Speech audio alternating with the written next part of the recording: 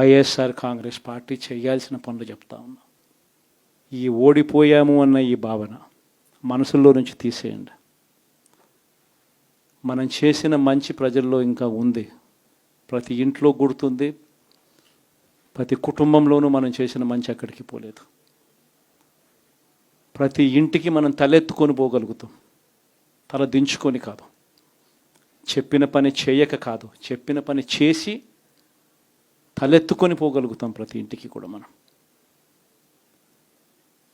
కేవలం చంద్రబాబు నాయుడు ప్రలోభాలకు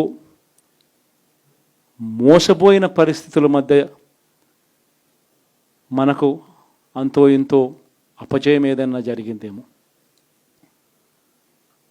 ఆ మోసాలు ఎప్పుడైతే మోసాల కింద తేటతెల్లం అవుతాయో, ప్రజల్లో ఆ సింపతి, మన పట్ల ప్రేమ, ఆయన పట్ల కోపం రెండూ కూడా ఏకమవుతాయి.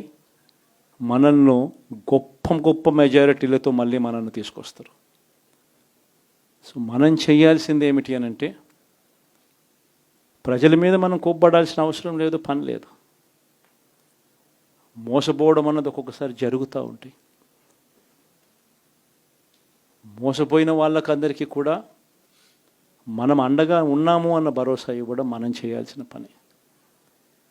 మరీ ముఖ్యంగా మన కార్యకర్తలను మనకు తోడుగా ఉండడం, ఇది మాత్రం ఖచ్చితంగా చెప్తా ఉన్నా.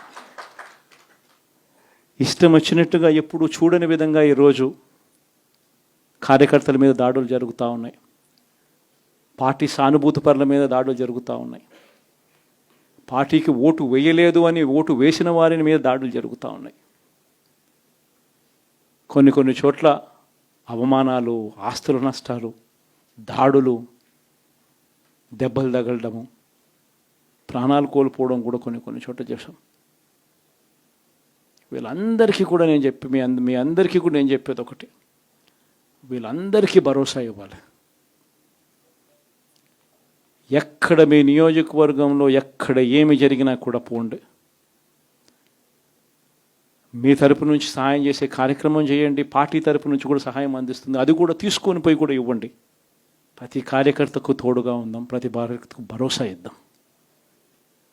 చాలా అవసరం కూడా.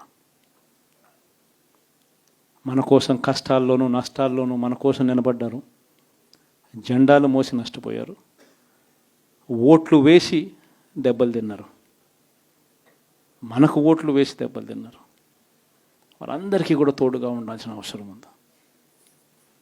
ఇదొక్కటే కాకుండా మన ఎంపీటీసీలు, మన జెడ్పీటీసీలు, మన కౌన్సిలర్లు, కార్పొరేటర్లు, వీళ్ళందరికీ కూడా భరోసానే ఇవ్వాలి.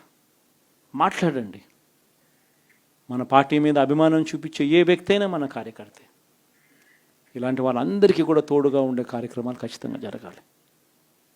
ఇవన్నీ కూడా ఖచ్చితంగా చేయమని మిమ్మల్ని అందరినీ కూడా కోరుతా ఉన్నా. సీరియస్గా నేను చెప్పిన ఈ విషయాలన్నీ కూడా పరిగణలోకి తీసుకోమని కోరుతా ఉన్నా.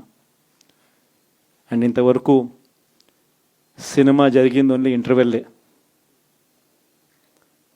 శకుని పాచికల్లో కౌరవులు పాండవుల మధ్య యుద్ధం కూడా గమనిస్తే, శకుని పాచికలు అనే సబ్జెక్టు ఓన్లీ ఇంటర్వెల్లే. అప్పుడు శ్రీకృష్ణుడు సమక్షంలోనే జరుగుతుంది. శ్రీకృష్ణుడు ఉండగానే పాండవులు ఓడిపోతారు, శకుని పాచికలతోనే ఓడిపోతారు. ఎప్పుడైనా కూడా మంచే గెలుస్తుంది, ధర్మమే గెలుస్తుంది, విశ్వసనీయతే గెలుస్తుంది, న్యాయం నిజం గెలుస్తుంది, ధర్మమే గెలుస్తుంది. మనం ధర్మం వైపునే ఉన్నాం, ధర్మంగానే రాజకీయాలు చేశాం, విశ్వసనీయతతోనే రాజకీయాలు చేశాం, తలెత్తుకొని ఉండే మాదిరిగానే రాజకీయాలు చేశాం. తల దించుకొని పోయే రాజకీయాలు ఎప్పుడూ చేయలేదు.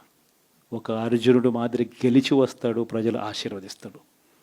కాబట్టి ప్రతి ఒక్కరు ఇది గుర్తుపెట్టుకోండి. సినిమా జరిగింది ఓన్లీ ఇంటర్వెల్లే. శకుని పాచికల్లో కౌరవులు పాండవుల మధ్య యుద్ధం కూడా గమనిస్తే, శకుని పాచికలు అనే సబ్జెక్టు ఓన్లీ ఇంటర్వెల్లే. అప్పుడు శ్రీకృష్ణుడు సమక్షంలోనే జరుగుతుంది. శ్రీకృష్ణుడు ఉండగానే పాండవులు ఓడిపోతారు, శకుని పాచికలతోనే ఓడిపోతారు. ఎప్పుడైనా కూడా మంచే గెలుస్తుంది, ధర్మమే గెలుస్తుంది, విశ్వసనీయతే గెలుస్తుంది, న్యాయం నిజం గెలుస్తుంది, ధర్మమే గెలుస్తుంది. మనం ధర్మం వైపునే ఉన్నాం, ధర్మంగానే రాజకీయాలు చేశాం, విశ్వసనీయతతోనే రాజకీయాలు చేశాం, తలెత్తుకొని ఉండే మాదిరిగానే రాజకీయాలు చేశాం. తల దించుకొని పోయే రాజకీయాలు ఎప్పుడూ చేయలేదు.